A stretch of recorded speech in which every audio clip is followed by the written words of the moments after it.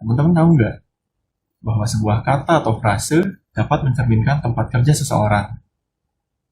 Dan tahu nggak sih, kalau seorang PNS itu punya banyak kata dan frase yang PNS banget. Mau tahu?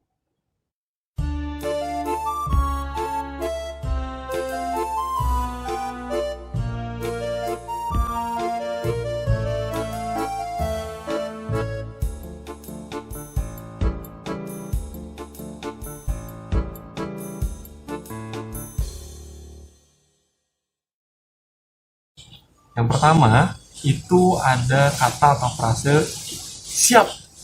Kayak gitu. Nah, ini frekuensi pemakaiannya bisa dikatakan cukup sering sih, karena hampir sebagian besar teman-teman PNS di kantor saya tempat bekerja itu ketika dipanggil ataupun ada pimpinan yang menyapa, pasti jawabannya kayak gitu. Dan ya situasi kondisi untuk penggunaan katanya juga cukup banyak ditemukan ya sebetulnya, kayak misalkan oh ya coba kamu ke ruangan saya ya, misalkan kayak gitu. Nah, staff ini pasti bilangnya baik pak, siap, kayak gitu. Maknanya sih sebetulnya menjelaskan bahwa staff tersebut memiliki sifat yang siap sedia. Jadi kapanpun perintah diberikan, dia siap untuk melaksanakannya dengan baik. Ya kurang lebih kayak gitulah, kan contoh kalimatnya kayak gitu. Tam, ke ruangan ya, siap pak, kayak gitu tuh misalkan. Atau Tam, nanti jam 3 ikut rapat ya, pasti jawabannya siap pak, baik pak, seperti itu. Yang selanjutnya, ini yang kayaknya jarang juga sih ditemukan di kantor-kantor lain selain instansi pemerintahan, yaitu kata izin. Nah biasanya di tempat-tempat kerja lain, kata ini jarang dipakai dan digantikan penggunaannya dengan kata permisi biasanya. Ketika seorang staff ingin berpendapat ataupun ingin meminta bantuan entah kepada seniornya ataupun kepada pejabat struktural ataupun pada pimpinannya, pasti depannya selalu pakai kata izin. Dan kata ini sebetulnya bisa ditambahkan kata mohon sebelumnya. Jadi tidak hanya izin tapi mohon izin atau izin pak, izin bu, seperti itu. Ya maknanya sendiri sebetulnya lebih ke staf tersebut memiliki tata krama ataupun menghormati pimpinan. Bukan berarti pimpinan ingin selalu dihormati ya, tapi lebih ke penunjukan sikap dari seorang PNS yang saling menghormati satu sama lain, sebetulnya kayak gitu. Karena kita pun nggak tahu ketika kita meminta bantuan dari senior ataupun dari pimpinan, minta tanda tangan kah, misalkan minta paraf kah, misalkan posisi senior atau pimpinan kita tuh dalam keadaan sibuk atau enggak, misalkan kayak gitu. Jadi biasanya depannya itu selalu menggunakan kata izin. Frekuensinya ya cukup banyak sih dilakukan. Misal kayak gini, saya udah bikin surat nih, surat tugas, perlu tanda tangan pimpinan. Ketemulah misalkan dengan pimpinan tersebut dan saya bilang saya ingin mendapatkan tanda tangan bapak, misalnya gitu. Nah, kalimat awalnya pasti izin pak, boleh nggak saya minta tanda tangannya, ini surat tugas untuk kegiatan A, misalnya seperti itu. Atau bisa juga ketika sedang rapat kondisinya, setelah membahas satu persoalan, misalkan kita ingin memberikan usulan kita, setelah dipersilakan oleh moderator, misalkan oke, silahkan ada yang ingin menambahkan ataupun ingin memberikan respon ataupun komentar, ya kita tinggal bilang aja. Dan biasanya depannya kayak gini, mohon izin pimpinan, saya tamat, saya ingin memberikan pendapatnya terkait keputusan rapat yang A, misalkan kayak gitu. Dan ya banyak juga sih memang kondisi-kondisi di mana kata izin ataupun mohon izin ini digunakan. Oke, yang ketiga, setelah tadi siap, izin, yang ketiga ini kata-kata yang dipakai itu adalah arahan. Atau bisa juga memakai kata mohon di depannya, yaitu mohon arahan, kayak gitu. Ini pernah dicontohkan oleh senior saya ketika di klub waktu itu. Dia berkata bahwa ketika nama kamu disebut oleh pimpinan, jawab dengan arahan pak. Memang frekuensinya agak sedikit jarang ya digunakan, tidak seperti kata siap ataupun izin. Misalkan sedang di lapangan, tiba-tiba sedang bekerja, katakanlah mengurus konsumsi, misalkan kayak gitu, sedang ngepak-ngepakin makanan, tiba-tiba dipanggil, Tam, kemari, siapa? arahan Pak, kayak gitu.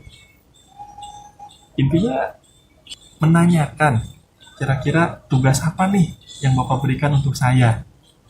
Yang keempat, istilah selanjutnya adalah dispo.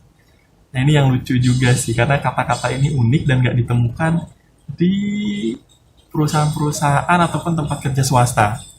Dispo ini sebetulnya singkatan dari kata disposisi atau penurunan tugas. Jadi ibaratnya kayak gini ya teman-teman. Disposisi itu kepala badan memerintahkan deputi yang struktural yang ada di bawahnya eselon 1 untuk melakukan sebuah kegiatan, katakanlah kayak gitu. Atau misalkan menghadiri undangan yang dilaksanakan oleh kementerian dan lembaga lainnya. Pada saat yang bersamaan, deputi tersebut ada agenda juga. Otomatis tugas tidak bisa ditolak, tapi dia pun harus hadir di kegiatan yang satu lagi, kayak gitu. Nah, gimana solusinya? Maka deputi menugaskan bawahannya, yaitu direktur eselon 2, untuk menghadiri tugas tersebut. Nah, istilahnya itu mendisposisi undangan tersebut atau undangan untuk menghadiri sebuah acara ke staf ataupun PNS yang ada satu level di bawahnya. Nah, biasanya sih yang sering terjadi itu disposisi itu terus turun ke bawah sampai ke staf biasa, mulai dari menghadiri undangan juga menjadi narasumber. Kadang ada kalanya undangan ditujukan untuk misalkan direktur bagian B misalkan kayak gitu, tapi karena di waktu tersebut beliau tidak dapat hadir atau berhalangan, maka direktur boleh mendisposisikan tugas itu ke staf yang ada di bawahnya. Nah, istilahnya yang biasa dipakai oleh staf, dia kena dispo, istilahnya kayak gitu.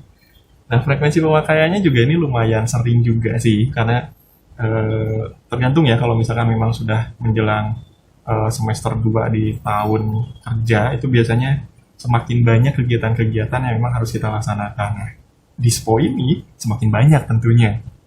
Kadang kita juga nggak tahu sih maksudnya penentuan siapa yang harus dapat dispo ini. Itu murni pertimbangan dari pimpinan sendiri.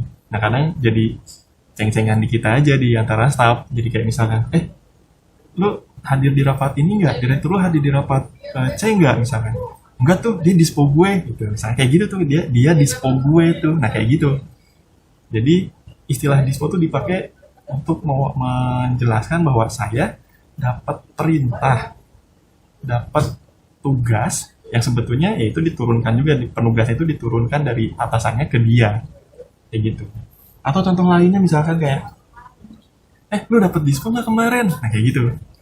Dapat dispo nggak kemarin? Artinya Anda dapat tugas nggak kemarin? Atau Anda mendapatkan penugasan nggak kemarin? Kurang lebih kayak gitu penggunaannya. Yang kelima ini jadin atau perjadin.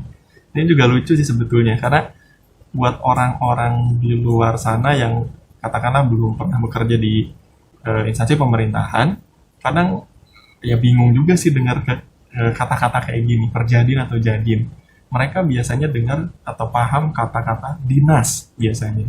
Nah, perjadin itu sebetulnya singkatan dari perjalanan dinas.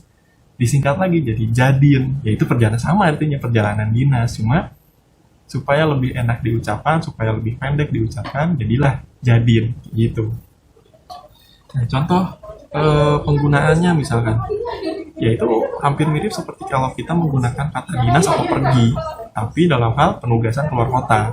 Kayak misalkan ada seorang teman bercerita pada saya bahwa dia tuh ditugaskan untuk pergi ke daerah misalkan mana ya, Luwu Timur misalkan kayak gitu sendirian, dan dia ceritanya ya kayak gitu. Tadi ingat ya penugasan istilah yang dipakai apa, dispo ya. Nah, misalkan kayak gini, tahu nggak minggu lalu tuh gue dapet dispo, katanya gue ya harus jadin gitu ke Luwu Timur. Dapat dispo harus jadin ke Luwu Timur, ngerti kan maksudnya? Jadi dia dapat penugasan untuk pergi bertugas ke Luwu Timur atau ke daerah lainnya lah misalkan gitu kan. Contohnya dia harus pergi tugas ke Papua, ke kota Sorong misalkan kayak gitu.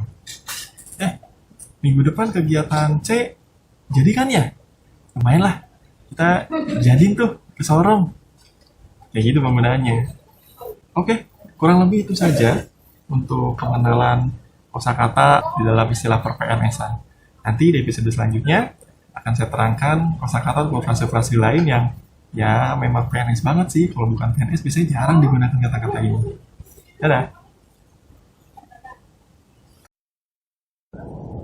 Tam nih, orangnya nggak ada. Oh, batik aja ya.